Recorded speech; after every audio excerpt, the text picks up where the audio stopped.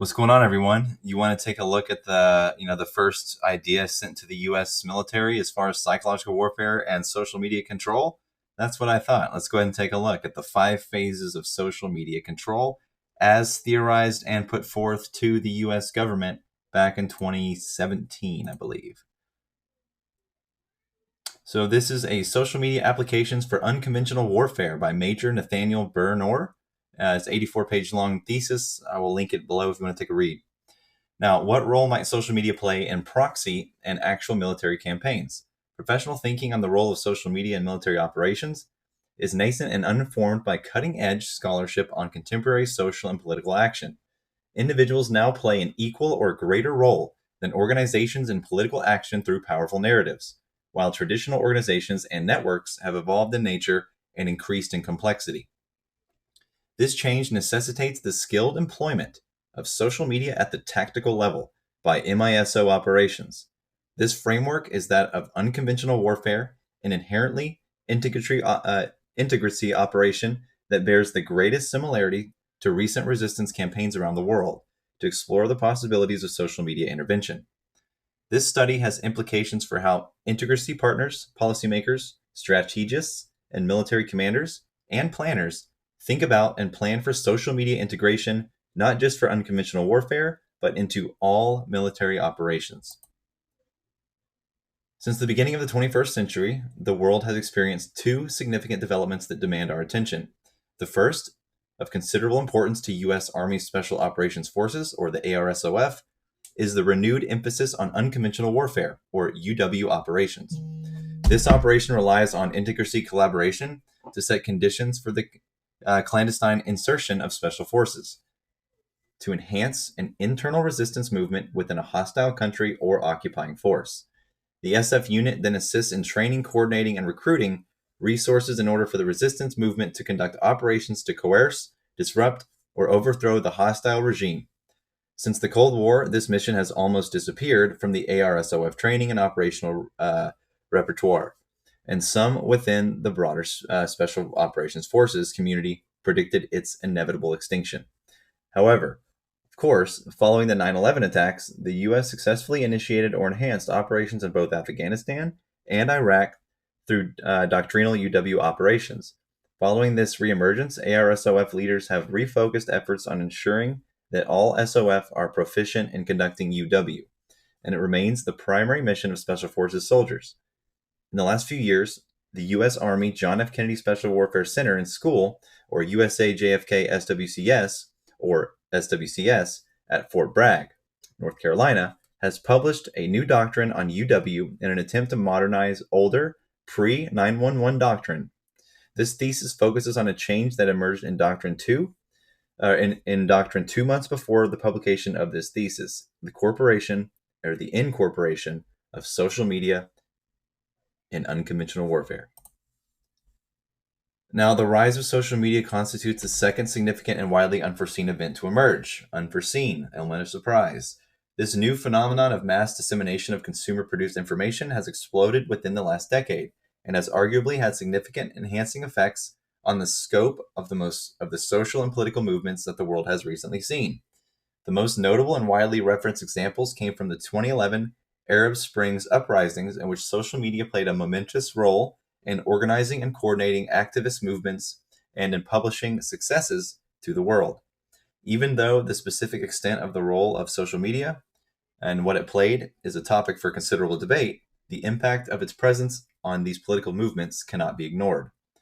Although scholars across many disciplines, sociology, psychology, economics, and political science, have explored the nature of this new technology, as well as its effects on the world, the Department of Defense, or the DoD, has remained largely rooted in a more conventional past. As mentioned earlier, the U.S. military, and specifically the Army, had not incorporated social media into any doctrine until 2013. Only in 2012 did any discussion on social media in the military, or as far as social media use, emerge. This is the gap that I identify, or this author identifies in Chapter 2, which is the literature review. So is social media worth considering as an operational enhancer?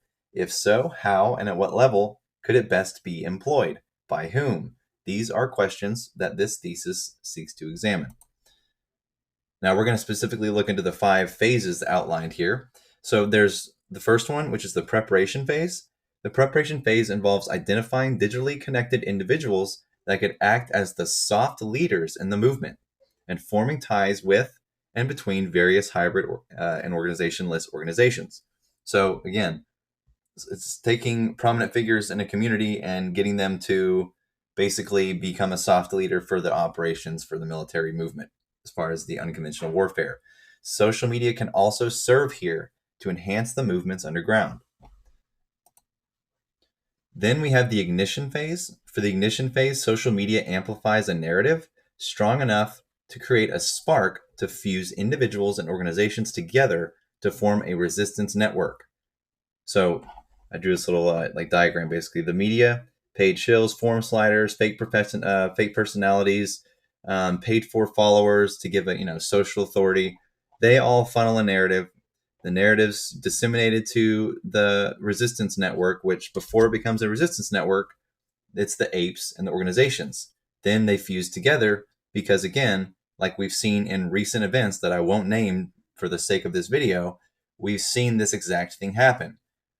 The whole goal is to get both sides of the operation on the same page to make it a resistance network harder to break away from. Then we have the protest phase. Now, the protest phase takes the necessary steps of bringing the movement to the streets to combine collective action with the online connective action. Social media also enhances this phase through the ability to shape emotions and moderate the character of the collective action. This is what we see happening on social media all the time with, say, technologies, with various news articles coming out and calling us apes. That previous phase is what makes this emotional state happen. Because when you try to bring them reality, the ability to shape emotions has already been established for their operations, and it's harder to get people out of the mindset of this collective thought. That's why I always say facts don't care about your feelings. That's why feelings, if you're making a decision based on feelings, you shouldn't be doing it. This is what makes it difficult to break people away from their PSYOP-controlled state of mind. Next, we have the climax phase. Climax. In the climax phase, if the regime does not meet the demands of the movement, social media plays a key role in coordinating action and managing violence to keep the network focused on its principal goals, like lashing out at Charlie's Vids for, some things that have happened recently in the past that has absolutely had no effect on anything so far. But yeah, lashing out at those going against the narrative is common practice, and it makes sense this would be included in one of the phases. Lastly, we have the final phase. In the final phase, follow-on information warfare.